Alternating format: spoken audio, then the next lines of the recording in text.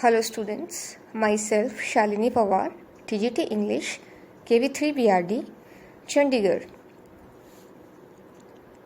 Dear children, today we are going to read Chapter 2, Nelson Mandela, Long Walk to Freedom, from the book First Flight. So, dear children, let's begin. Dear students, Nelson Mandela is known throughout the world for his fight against apartheid, and today we are going to study an extract from his sole autobiography known as Long Walk to Freedom. But before we start, I would like to simplify some terms used in this chapter. First, apartheid is generally known as racial discrimination. It was active in South Africa when white supremacy took place.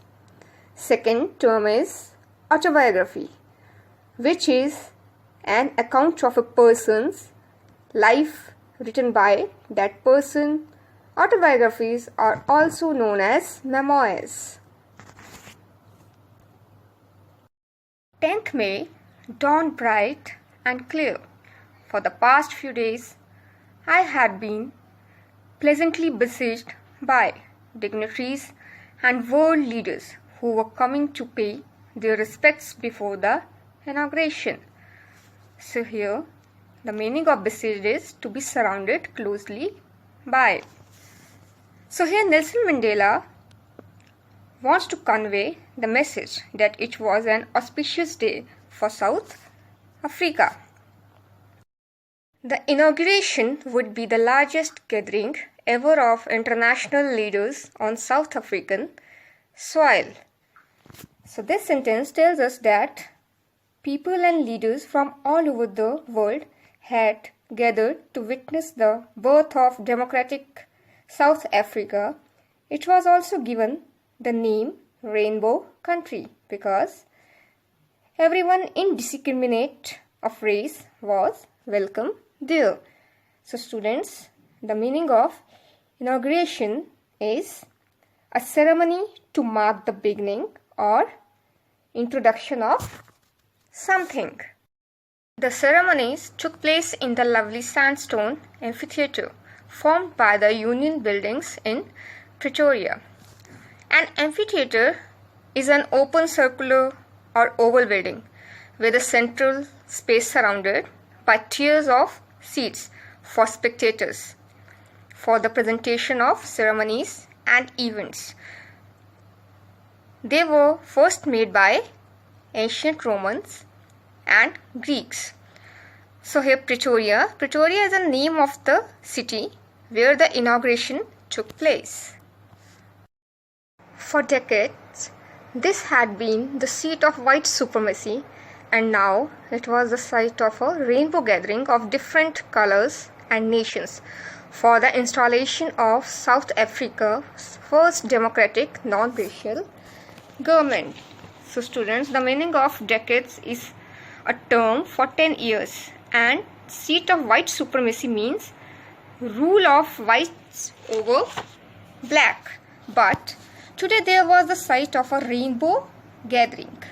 People from different nations, caste, creed and color were gathered there for the installation of South Africa's first democratic non-racial government. Yes, on that lovely autumn day, I was accompanied by my daughter Zanani on the podium. Mr. D. Clark was first sworn in as second deputy president. Then Thabo Mbeki was sworn in as first deputy president. So there are students two reasons why Nelson Mandela referred 10th May as a lovely autumn day. First, it was an auspicious day on which he took the oath as the first black president of South Africa. Second, it was a season of autumn at that time. When it was my turn, I pledged to obey and uphold the Constitution and to devote myself to the well-being of the Republic and its people.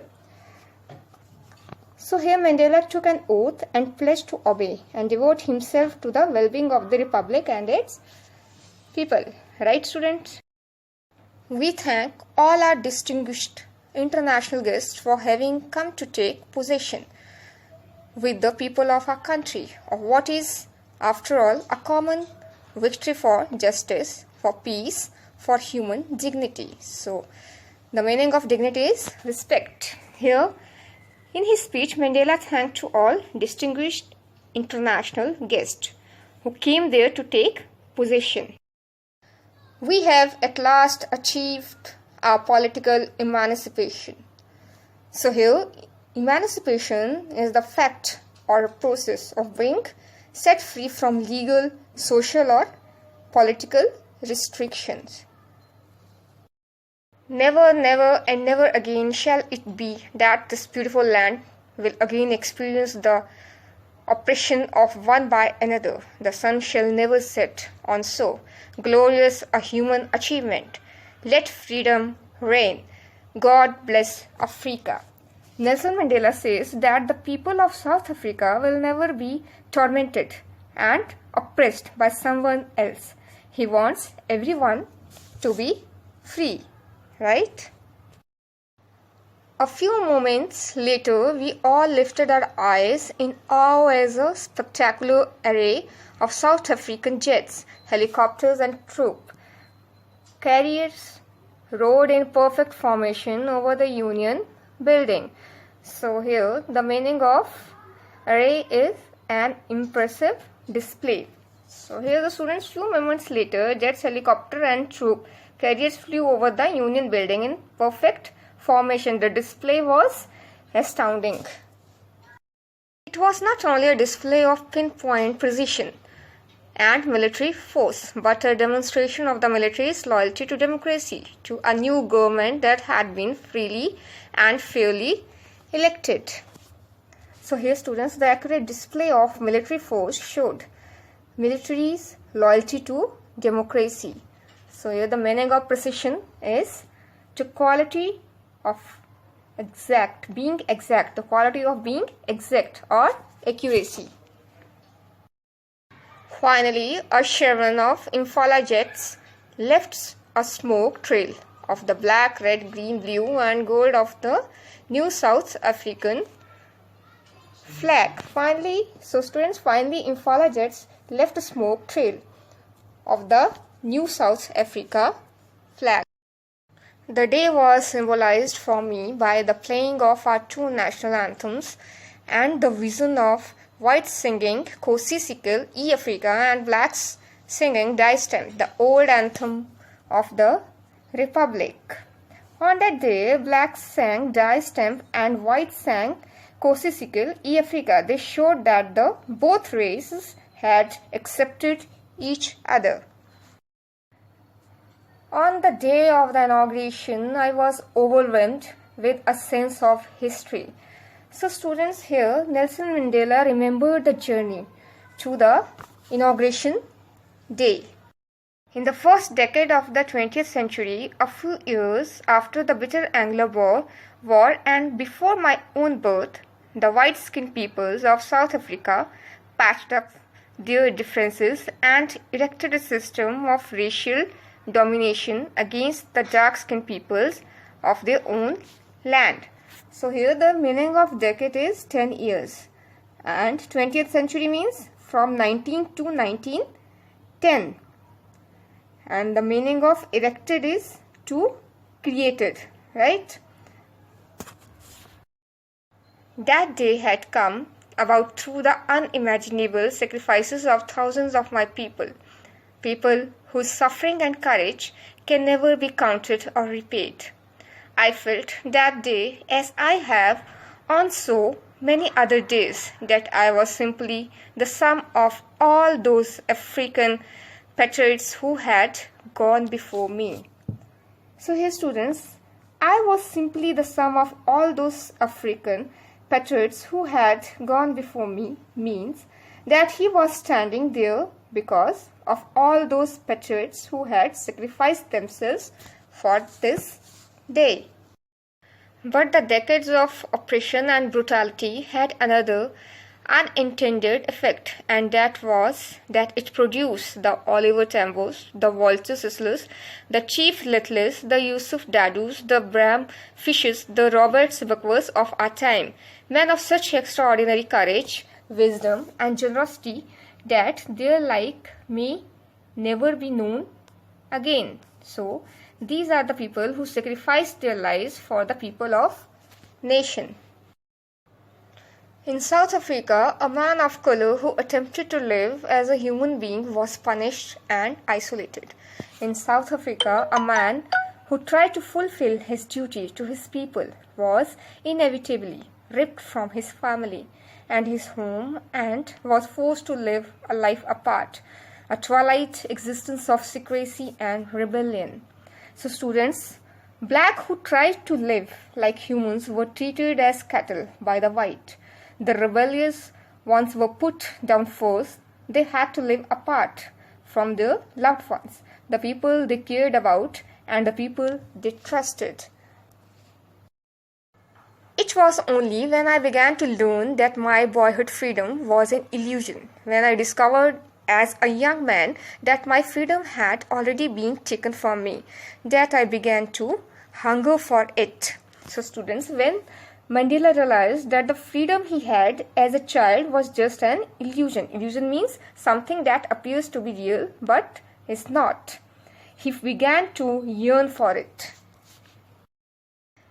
That is when I joined the African National Congress, and that is when the hunger for my own freedom became the greater hunger for the freedom of my people. So this made him join the African National Congress. After this, he started to yearn freedom for his people. So, dear students, I hope you enjoyed the chapter. Thank you so much.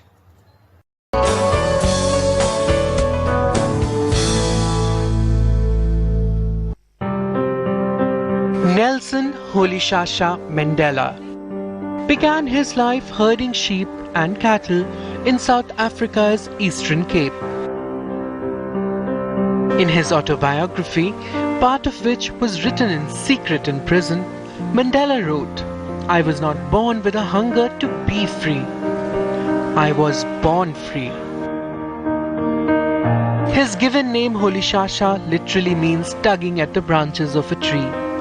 But it was at school that he was given the name of another famous leader.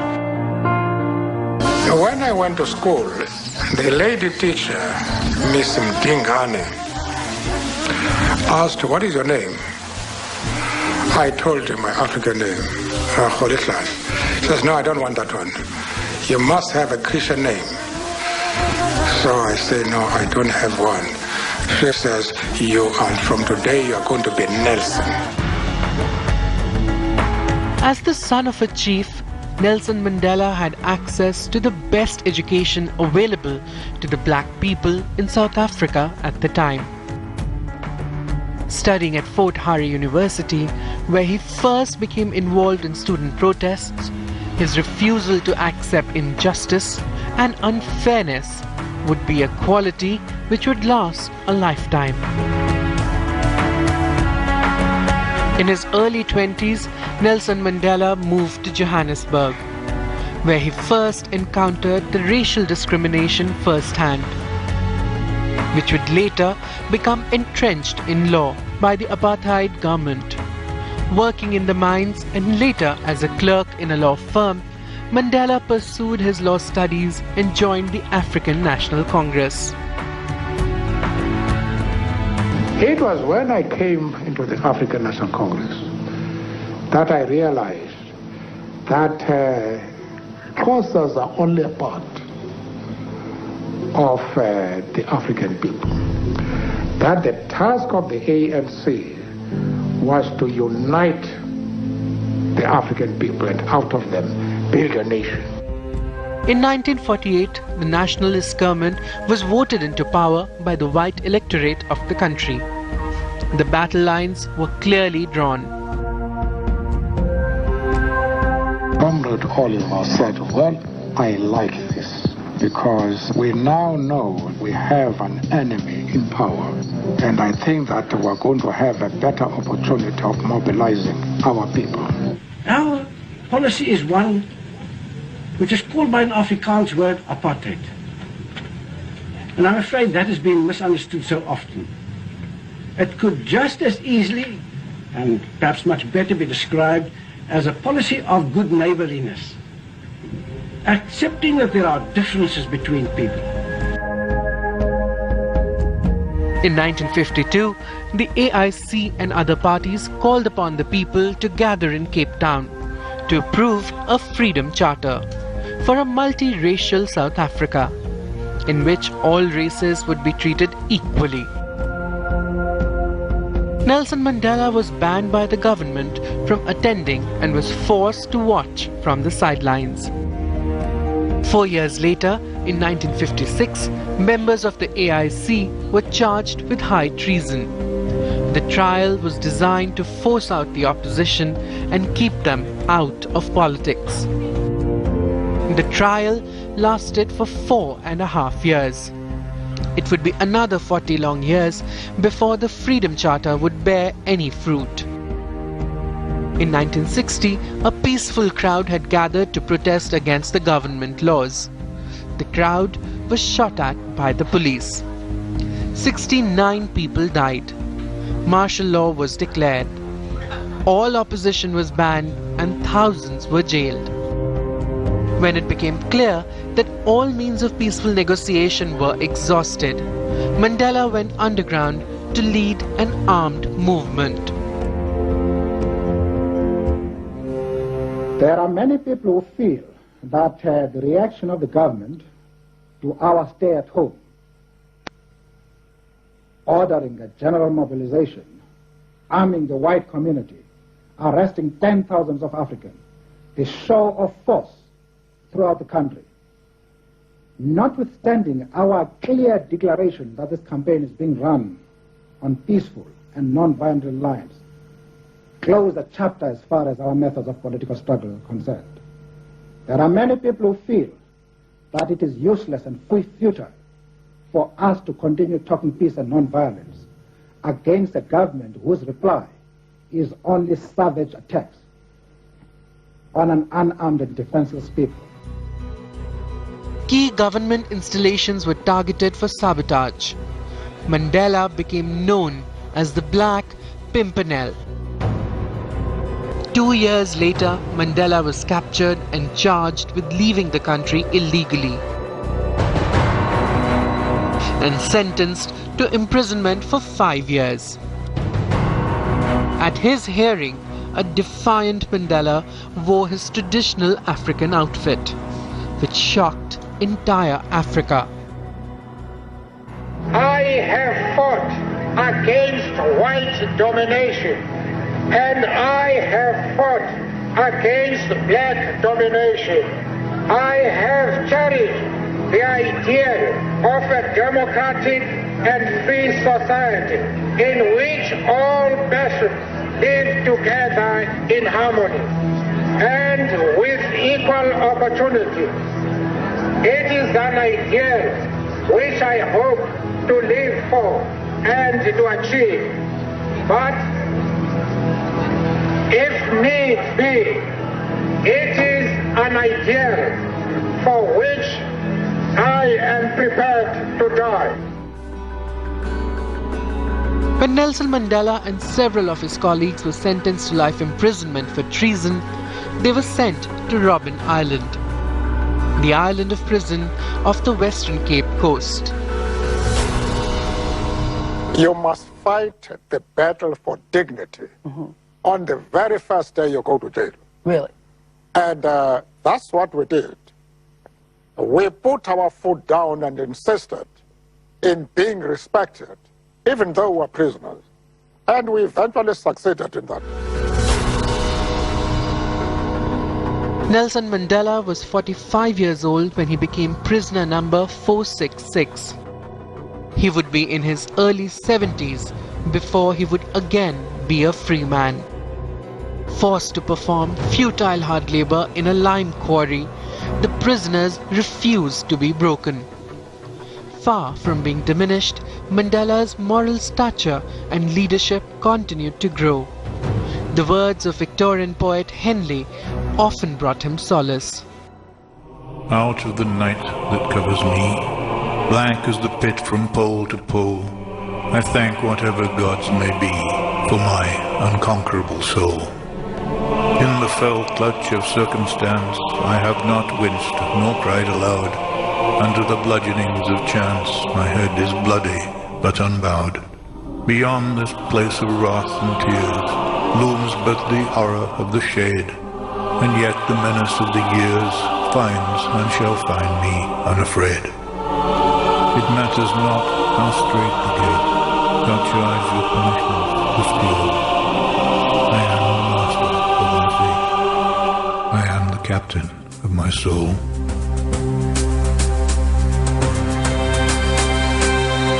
His young wife Winnie continued to be an inspiration for his struggle. But the struggle for freedom would continue for a quarter of a century. While Mandela served his life sentence on Robben Island, several leaders campaigned for change. And around the world, ordinary people showed their horror for apartheid and their support for Mandela's struggle.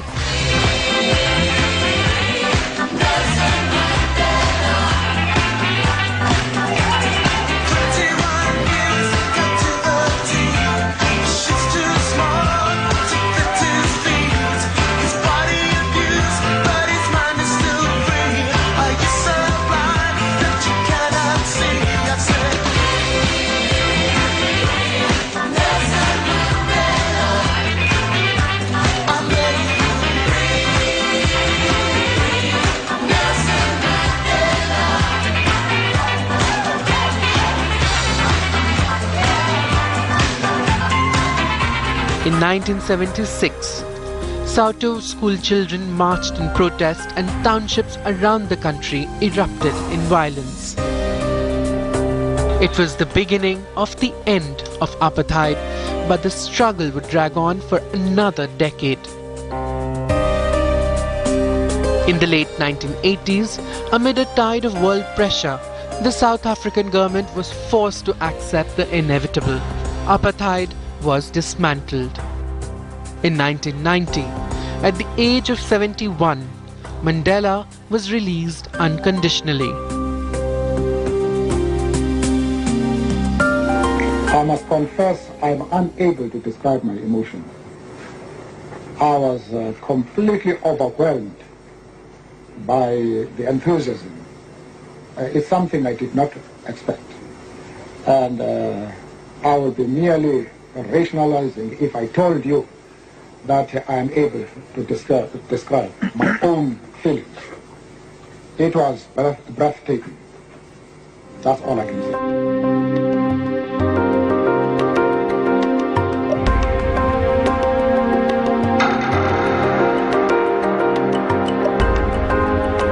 4 years later, Mandela became the country's first black president.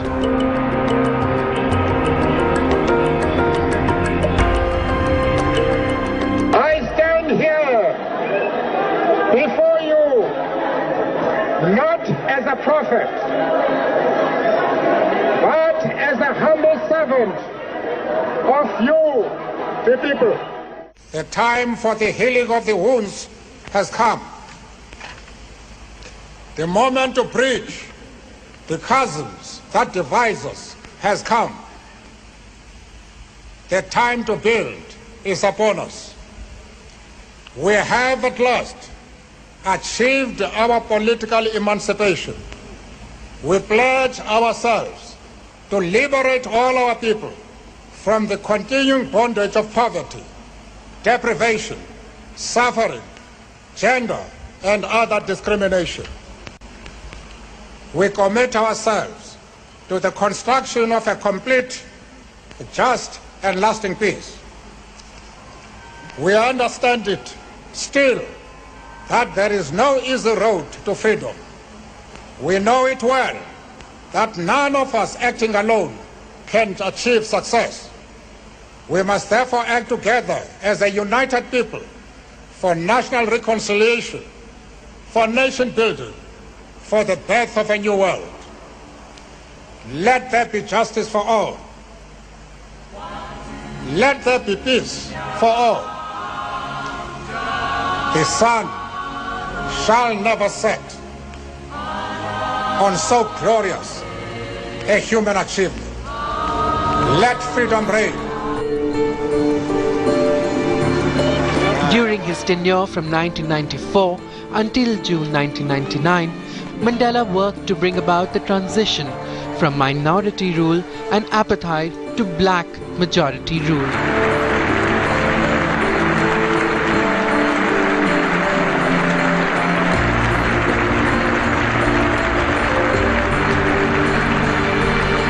As president, he established a new constitution and initiated the Truth and Reconciliation Commission to investigate past human rights abuses, while introducing policies to encourage land reform, combat poverty and expand healthcare services. By 1999 general election, Nelson Mandela had retired from active politics. He continued to maintain a busy schedule. However, raising money to build schools and clinics in South Africa's rural heartland through his Mandela Foundation, and serving as a mediator in Burundi's civil war.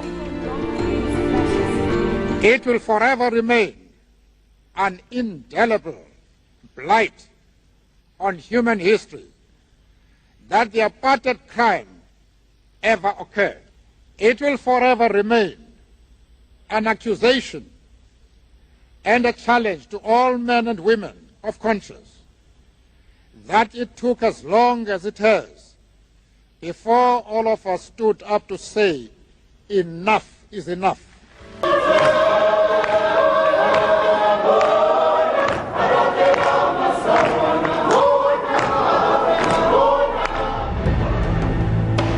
Mandela was diagnosed and treated for prostate cancer in 2001. In June 2004, at the age of 85, he announced his formal retirement from public life and returned to his native village. Nelson Mandela made his last public appearance in 2010 at the final match of the World Cup in South Africa. He largely stepped out of spotlight, choosing to spend much of his time in childhood community. Although unwell, he continued to work for various charities and AIDS awareness, a disease which took the life of his son in 2005.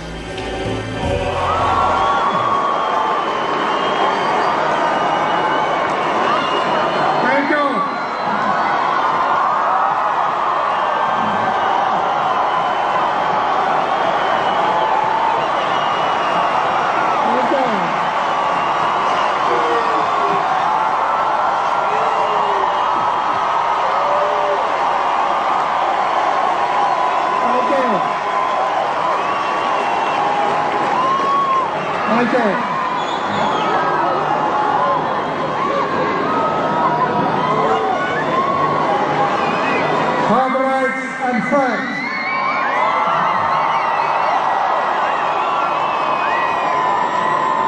welcome to this great event.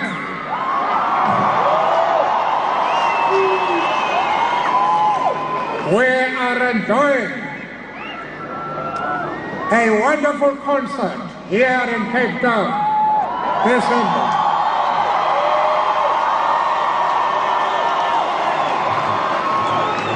The 46664 concert. 46664 is a vital campaign to help fight a tragedy of unprecedented proportions that is claiming more lives than the sum total of all wars, famines, and floods. AIDS is no longer just a disease. It is a human rights issue.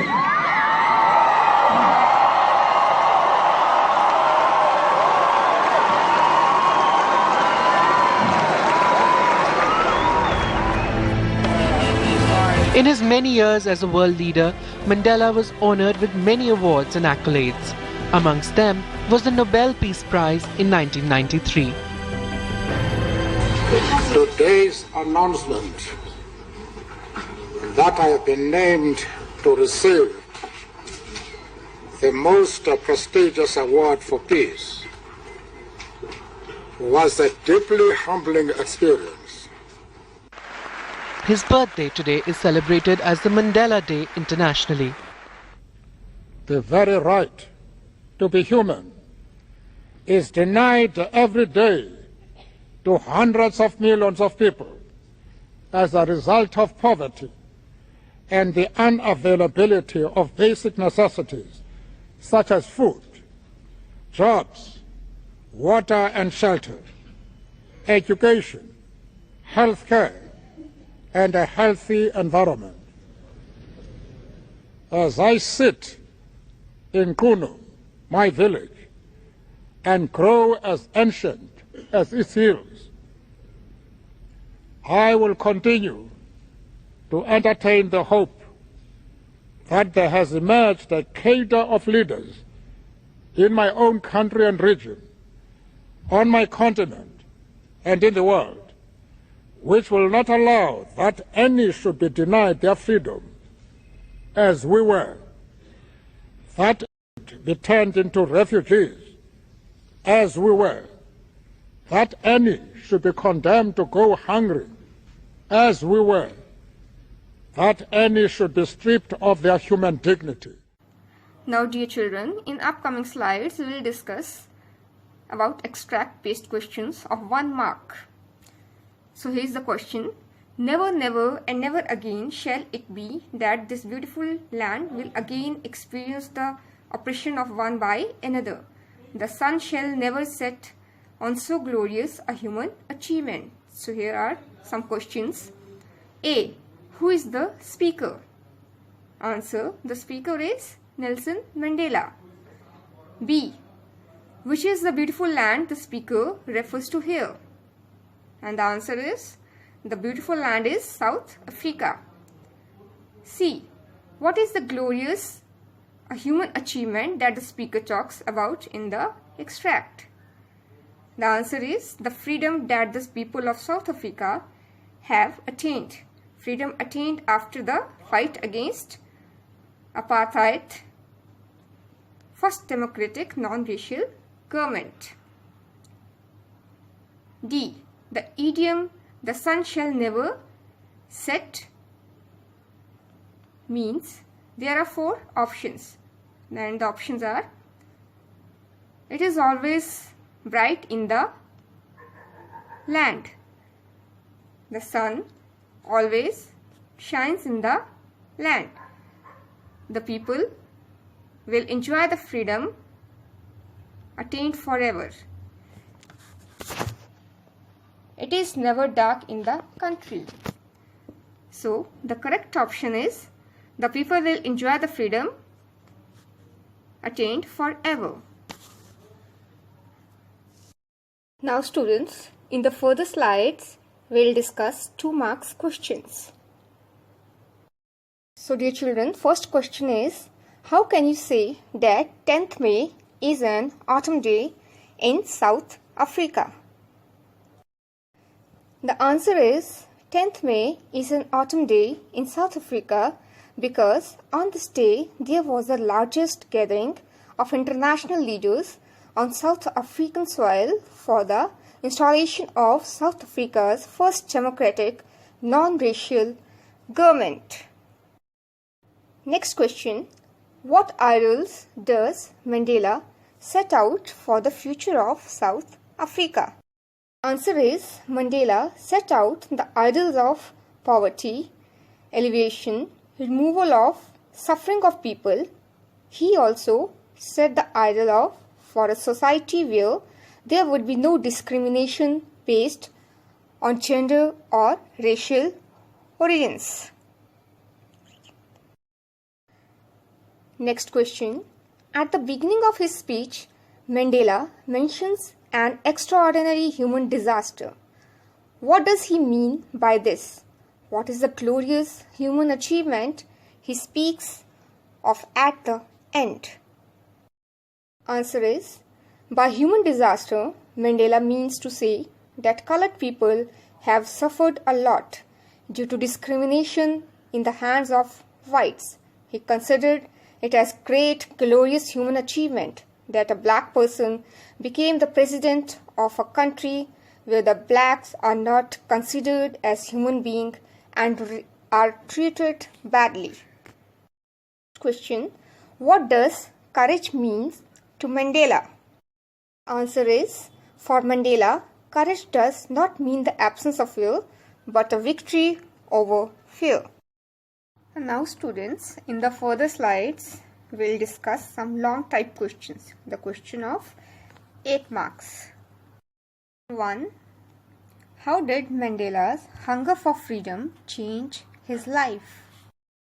Answer is, Mandela realized in his youth that it was not just his freedom that was being curtailed but the freedom of all blacks. The hunger for his own freedom became the hunger for the freedom of his people. This desire of a non-racial society transformed him into a virtuous and self-sacrificing man. Thus, he joined the African National Congress, and this changed him from a frightened young man into a bold man. Right? Next question is, Nelson Mandela in his inaugural speech used these two words, an extraordinary human disaster and so glorious a human achievement. What did he mean by that?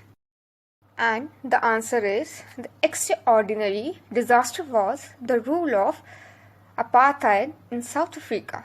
This disaster of racial discrimination brought oppression, deprivation, cruelty, and suffering for the black people of South Africa.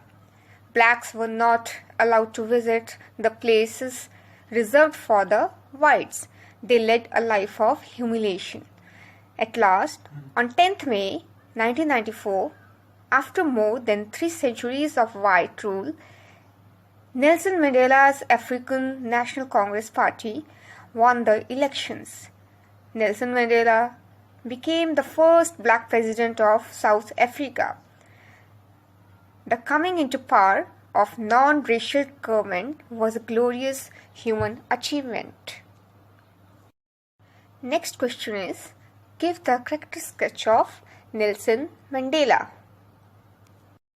And the answer is, Nelson Mandela, the first black president of South Africa, after more than 3 centuries of white rule, celebrated very vividly the grand ceremony of the first democratic, non-racial government. Being sworn in, he said reverently that never, never again shall it be that this beautiful land will again experience the oppression of one by another. He pays homage to the freedom fighters like Oliver Tambo, Lutlis, Yusuf Dadoo. They were men of uncommon courage, wisdom, and generosity. He regards the death of thousands of people who sacrificed their lives for the cause of courage. It is not the absence of fear, but the victory over. No man is born with harassment, rather love which comes natural to human heart. He says, every man has his duties to his family, to the community, and to his country to perform honestly.